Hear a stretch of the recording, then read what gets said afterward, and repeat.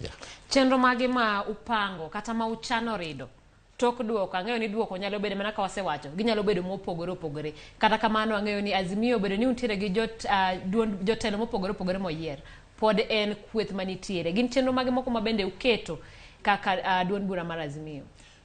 Kaka wacho ni nyaka wabed joma honest. Mondo wa accept ni nitiere weaknesses moko. Weaknesses go wase identify. Nitiere gik mwanyalo timo. Timo achiel en ni wakao nafas mwan godo sani mondo warodhre wayanyre to mano ok bi konyowa. Gima wadwa mondo watim sani en ni waket focus e Supreme Court.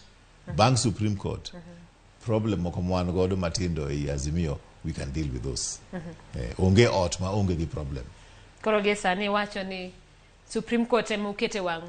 Supreme Court ema wakete wang' kech mane kuma election chope. In fact, election en ga gik miwa kawacho ni printing, technology, voting, kweno, tallying, announcement. Gimaji must accept nitiere court. So en gima wasungu luongo ni continuum. Ochakre kama to kama koro kikomo nitiere mogik full stop en Supreme Court. So we are going through that stages. To gima wacho ni ok en gima pok otimre ga. Notimre 2017. Osetimre Malawi. To kwelo mar kura okan surprise. Kech jakwo mar lo, jakwo mar dhok, gima mone kwalo kura en ang'o. Mana to pok otere do kata bede pok otwe. Oyude koda kata machalo